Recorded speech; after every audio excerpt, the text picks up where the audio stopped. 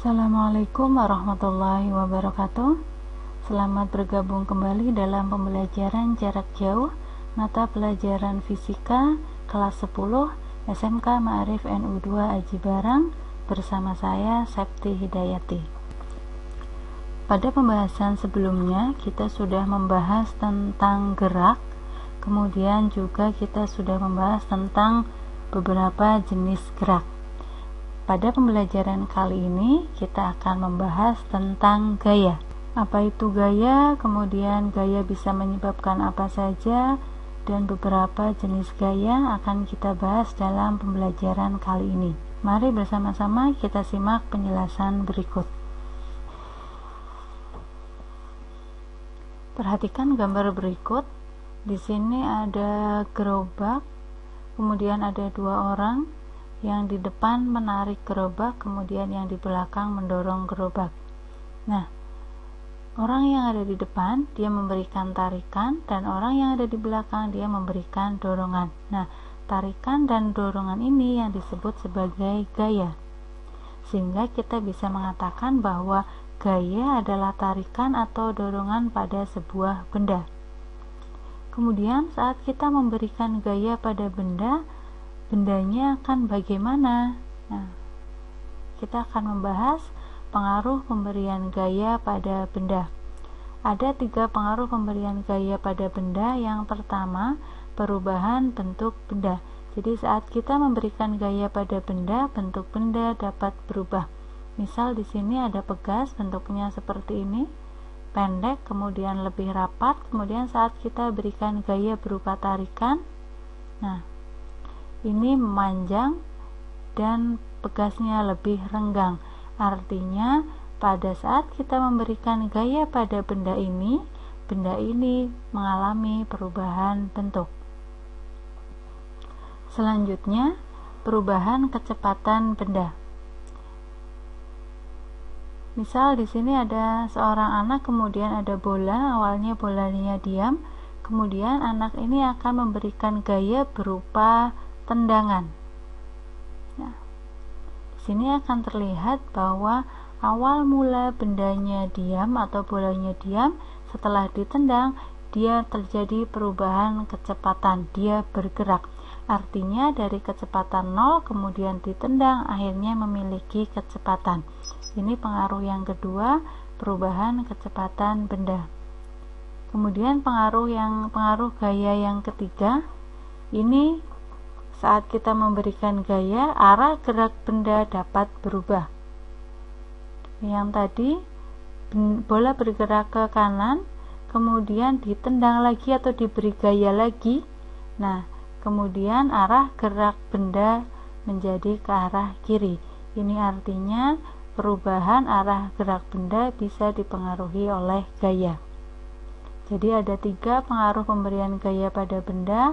Yang pertama adalah benda bentuknya bisa berubah, yang kedua kecepatan benda bisa berubah, yang ketiga arah gerak benda bisa berubah.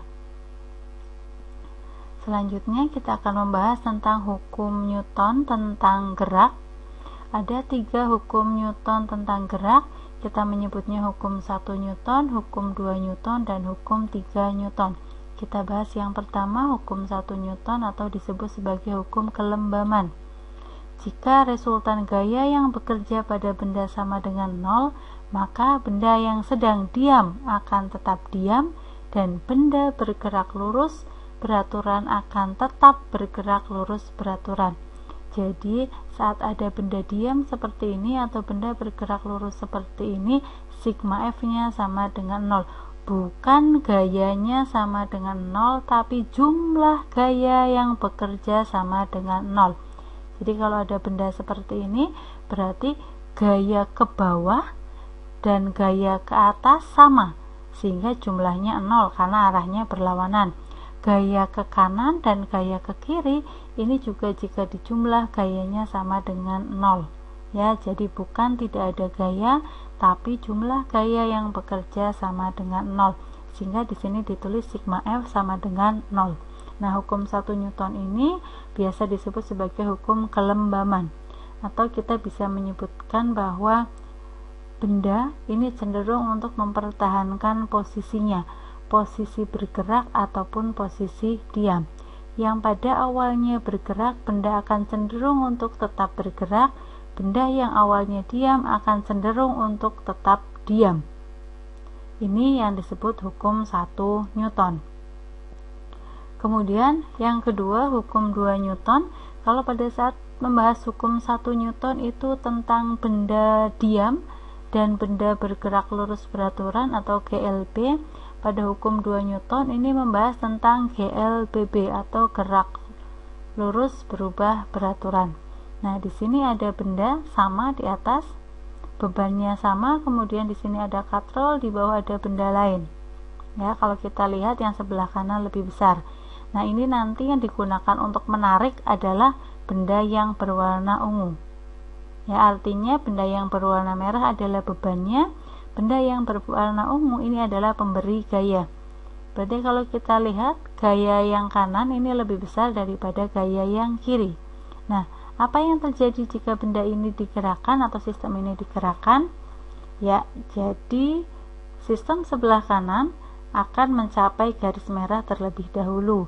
Artinya, percepatan sistem sebelah kanan lebih besar daripada sistem sebelah kiri. Di sini pada hukum 2 Newton dikatakan bahwa percepatan suatu benda berbanding lurus dengan gaya yang bekerja pada benda tersebut dan berbanding terbalik dengan massa benda tersebut. Atau di sini dirumuskan sigma F sama dengan sigma M kali A. Sigma F itu adalah total gaya yang bekerja, kemudian M adalah massa benda dan A adalah percepatan benda. Selanjutnya, hukum 3 Newton atau disebut sebagai hukum aksi dan reaksi. Bila benda A mengerjakan gaya pada benda B, maka benda B akan mengerjakan gaya pada benda A sama besar dengan arah yang berlawanan. Nah, di sini dicontohkan ada 2 neraca pegas. Ini kita akan membalik neraca yang satu ke neraca yang lain. Jadi nanti neraca yang sebelah kanan posisinya akan berada di atas neraca sebelah kiri. Kalau kita berpikir sepintas, kita akan mengatakan bahwa benda yang sebelah kiri ini jarumnya akan bergerak, sedangkan benda yang sebelah kanan jarumnya akan diam, karena yang menahan hanya yang sebelah kiri. Nah, tapi menurut hukum 3 Newton ada aksi ada reaksi, sehingga pada saat dibalik seperti ini, nah, perhatikan di situ menunjukkan angka yang sama. Artinya apa? Pada saat pegas A mendorong pegas B juga akan mendorong pegas A dengan gaya yang sama. Jadi, misal kita jatuh, kemudian lutut kita menghantam lantai, kemudian lutut kita terasa sakit. Nah, sakit pada lutut kita bukan karena kita memberikan gaya pada lantai, tapi lantai memberikan gaya balikan kepada lutut kita. Arahnya berlawanan, hanya besarnya yang sama. Selanjutnya beberapa bentuk gaya. Yang pertama adalah gaya berat. Gaya berat benda di bumi adalah gaya gravitasi yang dikerjakan bumi pada benda. Dengan gaya gravitasi tersebut, benda dipercepat atau mendapat percepatan gravitasi sesuai dengan hukum 2 Newton.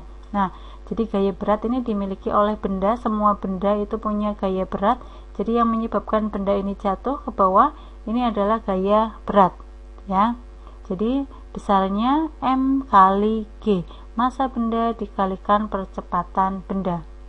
Misal lagi, ada seorang anak memiliki massa 50 kg. Pada saat dia berdiri di lantai, dia akan menekan lantai, ya, karena dia punya gaya berat. Berapa gaya beratnya? Ya berarti 50 kg dikalikan 10 meter per sekon kuadrat, jadi 500 Newton. Jadi anak yang memiliki massa 50 kg ternyata dia memberikan gaya pada lantai sebesar 500 Newton. Itu yang disebut sebagai gaya berat. Selanjutnya gaya normal. Nah, perhatikan gambar dulu. Pada saat bendanya seperti ini, kita anggap bendanya masih melayang di udara, dia hanya punya gaya berat, yaitu M kali G. Nah, pada saat benda itu jatuh pada permukaan, nah, permukaan menahan, artinya permukaan memberikan gaya. Kemana arahnya? Arahnya ke atas. Nah, kita lihat di sini ada aksinya itu adalah gaya beratnya menekan ke lantai, kemudian lantai akan memberikan gaya balikan. Nah, gaya balikannya ini yang disebut sebagai gaya normal. Besarnya bagaimana? Besarnya sama. Jadi antara W dan N itu besarnya sama, hanya arahnya yang berlawanan. Nah, ini kemudian ada beberapa gaya normal pada benda. Ini kalau bendanya seperti ini, horizontal kemudian ditarik tegak lurus seperti ini. Nah, ini nanti kita lihat gaya yang bekerja ke atas dan ke bawah itu hanya N dan W, sehingga N itu sama dengan W, ya, karena tidak ada gaya lain yang searah atau berlawanan arah. Nah, berbeda dengan gambar yang ini, kita perhatikan bahwa arah gaya atau benda ditarik ini miring seperti ini, sehingga kalau miring dia punya dua komponen. Yang horizontal dia punya F cos alpha, kemudian yang vertikal kita punya F sin alpha. Kemudian menghitung gaya normalnya bagaimana? Perhatikan yang ke atas yang searah dengan gaya normal itu ada N dan ada F sin alpha, kemudian yang ke bawah hanya ada W, sehingga kalau dituliskan N plus F sin alpha sama dengan W, atau kita pindahkan F sin alfanya sehingga N sama dengan W min F sin alpha. Kemudian jika benda berada pada bidang miring, di sini kita lihat ada beberapa komponen gaya. Ini ada gaya normal, kemudian yang berlawanan dengan gaya normal itu adalah W cos alpha, kemudian ada W ini menuju ke pusat bumi, ada W sin alpha. Nah, mana yang digunakan sebagai perhitungan gaya normal? Berarti hanya N dan W cos alpha. Kenapa W-nya tidak? Karena W-nya tidak searah, ya. Jadi yang diambil hanya yang searah atau yang berlawanan arah, sehingga N sama dengan W cos alpha. Selanjutnya gaya gesek. Gaya gesek adalah gaya yang ditimbulkan ketika dua permukaan benda saling bersentuhan, ya. Nah, kalau ada seperti ini, perhatikan di sini ada lemari besinya ada nempel di lantai, sehingga antara lemari besi dan lantai ini mengalami gesekan. Nah, anak ini akan mendorong lemari besi tersebut.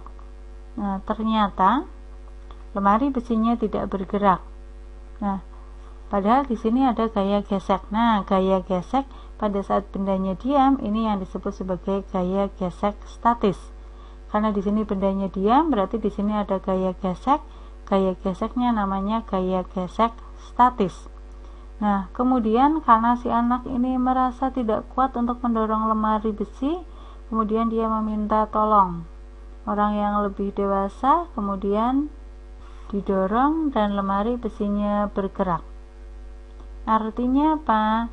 Artinya adalah gaya yang diberikan ini lebih besar daripada gaya geseknya. Jadi bukan karena lemari besinya berat, tapi karena gaya yang diberikan lebih besar daripada gaya gesek statis. Nah, kemudian kalau ada gaya gesek statis, kemudian ada gaya gesek kinetis. Ini adalah gaya gesek yang terjadi saat benda bergerak. Gaya gesek kinetis menghambat laju benda. Arah gaya gesek kinetik berlawanan dengan arah gerak benda. Di situ dirumuskan Fk sama dengan mu K kali N. Selanjutnya ada gaya sentripetal. Ini adalah gaya yang dimiliki benda saat benda bergerak dalam lintasan berbentuk lingkaran. Nah, di sini misal ada bola, kemudian dipegang sama anak, kemudian diputar. Nah, seperti ini. Kita akan melihat bahwa lintasannya berupa lingkaran. kenapa bolanya tidak lepas keluar? Karena bolanya ditarik ke dalam.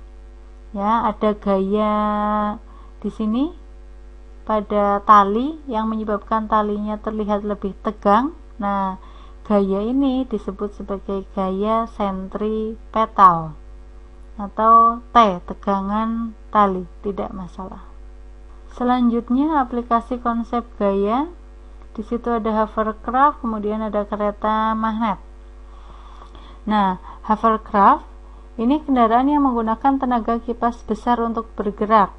Nah, kenapa cukup dengan tenaga kipas saja? Karena kita lihat di sini, di bagian bawah ini berwarna hitam. Nah, ini itu isinya adalah udara. Jadi mirip seperti ban untuk berenang. Nah, sehingga saat kapalnya bergerak ini jauh lebih mudah karena gesekan yang terjadi ini lebih kecil karena bannya ini licin, kemudian bannya mengandung udara sehingga antara ban dengan air ini gesekannya jadi lebih sedikit. Kemudian kereta magnet. Nah, kereta magnet ini adalah kereta yang menggunakan prinsip elektromagnetik. Elektromagnetik itu berarti magnet yang dihasilkan dari listrik. Nah, jadi kereta magnet ini yang nempel dengan rel pada saat bergerak itu hanya lokomotifnya saja. Kemudian gerbong-gerbongnya ini akan bersifat magnetik dan kutubnya sejenis. Antara rel kereta dengan kereta itu punya magnet yang sejenis, sehingga dia akan berlawanan.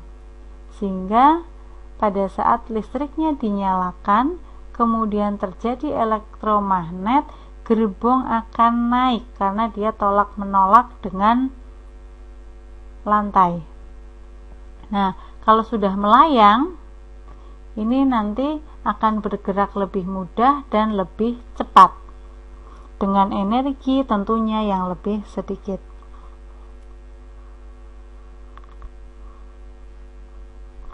Nah, ini tadi penjelasan tentang gaya.